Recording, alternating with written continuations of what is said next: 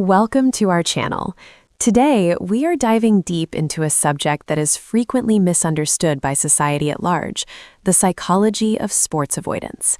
We often hear the narrative that avoiding sports is a matter of physical laziness or a lack of discipline, but scientific observations suggest something far more complex is at play. We are looking at the invisible barriers, neurobiological, psychological, and emotional, that prevent capable individuals from participating in organized athletics. It is not always about the inability to run or throw. It is about how the brain perceives the environment of sport itself. Elena, as a clinician, you often see this categorized as gym anxiety, but it goes much deeper than just feeling shy on a treadmill, doesn't it? Absolutely, Jane. It goes to the very core of identity formation. For many of the individuals I treat, the aversion is rooted in what we call PE trauma. This refers to negative early childhood experiences in physical education that link movement with public shame. When a child is consistently picked last, yelled out for poor coordination, or forced to perform physical tasks they are not developmentally ready for in front of peers, the brain encodes exercise as a threat. The gymnasium becomes a theater of humiliation rather than a playground. This trauma creates a maladaptive schema where the adult brain predicts social pain whenever the context of sports is introduced, triggering an avoidance response to protect the self. That concept of the theater of humiliation is striking. From a medical journalism perspective, we see this correlated with the neurobiology of competition. Evolutionarily, competition is stressful. It mimics the dynamics of conflict for resources. For some brains, specifically those with higher baseline cortisol levels or heightened sensitivity, a competitive sports environment doesn't register as play. It registers as a genuine survival threat. When a whistle blows or a score is kept, their sympathetic nervous system floods with adrenaline. Not the good kind that fuels performance, but the paralyzing kind associated with the freeze response. They aren't choosing to opt out. Their biology is signaling that this environment is unsafe. Precisely. We must distinguish between eustress, which is the positive stress of a challenge, and distress, which is overwhelming. For the sports avoidant individual, the structure of organized sports provides only distress. This is often tied to the spectator versus participant divide. Many of these individuals enjoy watching sports because they can engage with the narrative of competition from a distance without the somatic risk. However, placing themselves in the center of the arena triggers a sensory overload. The shouting, the fast-paced movement, the physical contact, it can be overwhelming for those who process sensory input deeply.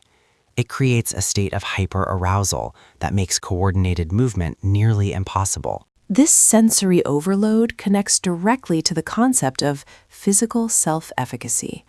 In the literature, this is defined as a person's confidence in their ability to perform physical tasks. Sports avoidance is rarely about actual physical incapacity. It is about perceived incapacity. If you believe you are going to fail or look foolish, you will unconsciously sabotage your motor skills, leading to a self-fulfilling prophecy. We see this in adults who are perfectly capable of hiking 10 miles alone, but freeze up if asked to join a casual game of softball. The structure of the game introduces a set of rules and judgments that dismantles their confidence instantly. That is a crucial distinction, Jane.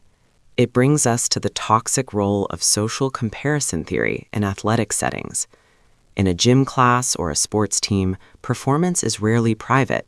It is publicly ranked, scored, and critiqued. For individuals with a high sensitivity to social rejection, this is a nightmare scenario. They don't hate moving their bodies. They hate the comparative metric applied to that movement. The psychological weight of being worse than someone else at a physical task can be devastating to self-esteem. Therefore, the safest psychological maneuver is to withdraw completely. By refusing to play, they remove themselves from the ranking system entirely, preserving their sense of self-worth. It is fascinating how this avoidance manifests specifically in gym anxiety. We see a rising trend of people canceling memberships, not because of cost, but because of the spotlight effect. the psychological phenomenon where people believe they are being noticed more than they actually are. In a gym setting, surrounded by mirrors and fit bodies, a person with low physical self-efficacy feels like every rep is being scrutinized. This isn't just vanity, it is a deep-seated fear of not belonging to the tribe of healthy, strong individuals. They feel like imposters in these spaces, leading to a quick retreat back to the safety of sedentary life. And we cannot ignore the element of body dysmorphia and the vulnerability of sports attire. Competitive sports often require uniforms that expose the body or emphasize physique, which can be triggering for those with a complicated relationship with their physical form. But beyond the aesthetic, there is the issue of control. Organized sports are chaotic. You cannot control the ball, the opponent, or the outcome. For individuals who use control as a coping mechanism for anxiety, this chaos is intolerable. They prefer solitary activities where the variables are known. This is why we see a divergence. The person who hates soccer might love swimming laps. The water is predictable. The opponent is not. That preference for solitary movement is a key demographic insight. We're seeing a massive rise in individualistic fitness pursuits like yoga, Pilates, and long-distance running, juxtaposed with a decline in adult rec leagues for team sports. The data suggests that many sports avoiders are actually quite active. They just reject the label of athlete. They are reframing exercise as a meditative practice rather than a competitive one. They are stripping away the external validation, the medals, the scores, the cheering, and focusing entirely on the internal sensation. It is a rebellion against the commodification of movement, where the only value is winning. This reframing is essential for psychological healing. When I work with clients who have sports trauma, we focus on interoception, the ability to sense the internal state of the body. Competitive sports often demand that you ignore your body's signals, push through the pain, ignore the fatigue, sacrifice for the team. This is dissociation. For someone who is already disconnected from their body due to trauma or anxiety, sports reinforce that disconnection. Solitary movement allows for reconnection. It invites the person to listen to their breath and their muscles without the interference of a coach or a scoreboard. It transforms movement from a punishment into a conversation with oneself. So, in many ways, the rejection of sports is actually a protective mechanism against a system that rewards suppressing one's needs. I want to touch on the neurodiversity aspect as well. We know that individuals on the autism spectrum or those with ADHD might struggle with the complex social cues required in team sports. The hidden curriculum of a game, knowing when to pass, reading the nonverbal intent of a teammate, understanding unwritten rules of aggression can be exhausting. For these individuals, the cognitive load of a soccer match is immense. It isn't just physical exertion, it is a high-stakes social exam that they feel they are failing in real time. Yes, the cognitive load is a massive barrier, and this leads to a sense of learned helplessness in athletic environments. If a child tries to participate, misses the social cues, and is subsequently ostracized or blamed for a loss, they learn that their effort does not affect the outcome, or worse, that their effort makes things negative. As adults, this translates into a firm refusal to engage. They create a narrative: I am a cerebral person, not a physical one. This binary thinking is a defense. It protects them from the vulnerability of trying and failing. They retreat into the intellect because the intellect has never blown a whistle at them. That binary, cerebral versus physical, is so culturally reinforced. We see it in movies, the jock versus the nerd. But medically, we know that brain and body are inextricably linked. The tragedy here is that the people who avoid sports due to this psychological distress are often the ones who need the stress-busting benefits of exercise the most. The cortisol generated by their anxiety needs a physical outlet. The irony is that the environment designed to provide that outlet, the gym, the field, the court, is the very source of their stress. It is a catch-22. How do we break this cycle without forcing people back into the trauma?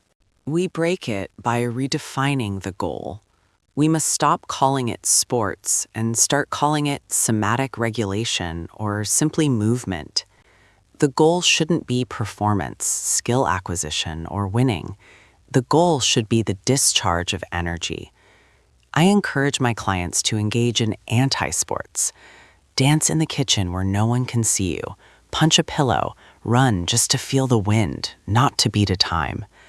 When we remove the external gaze, the spectator, we remove the shame. We have to help them build a history of safe movement, where the heart rate goes up, but the anxiety remains low.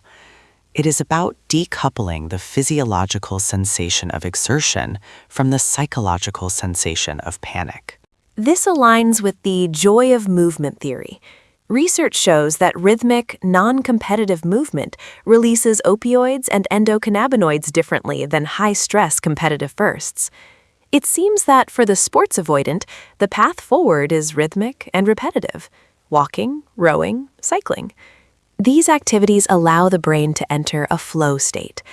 In team sports, the flow is constantly interrupted by the game's mechanics. But in solitary repetition, the mind can wander and relax. It turns out that for many, the repetitive nature of these activities acts as a moving meditation, soothing the very anxiety that team sports exacerbate. Flow is the antidote to anxiety. In a flow state, the self-consciousness that plagues the sports-avoidant individual disappears. You aren't thinking about how you look or if you are doing it right. You just are. This is why nature-based movement is so powerful for this demographic. Nature doesn't judge. A tree doesn't care if you are fast or slow. The environment is neutral. By moving the context of exercise from a fluorescent-lit box full of mirrors to a forest trail, we lower the threat level of the environment. The brain shifts from defense mode to exploration mode, which is the biological opposite of anxiety. That environmental shift is key, but we also have to address the societal language. We use military metaphors for sports: battle, crush, destroy. For a person with high empathy or sensitivity, this language is repellent. They don't want to destroy anyone. They don't want to go to war. They want to exist. There is a growing movement of cooperative games and non-competitive play for children, aiming to prevent the very trauma we are discussing. If we can raise a generation that sees movement as a communal joy rather than a dominance hierarchy, we might see these avoidance statistics drop in the future. I agree completely. We need to validate the feelings of those who stay away. It is not a character flaw. It is a reasonable response to a system that wasn't designed for them. If you are listening and you hate sports, recognize that your body is not the problem. The culture of the sport is likely the mismatch. You have the right to reclaim movement on your own terms. You have the permission to be unathletic and still be active. You can be slow, you can be clumsy, and you can still derive all the neurological benefits of moving your blood. The healing comes when you realize you don't owe the world a performance. That is a powerful message. You don't owe the world a performance.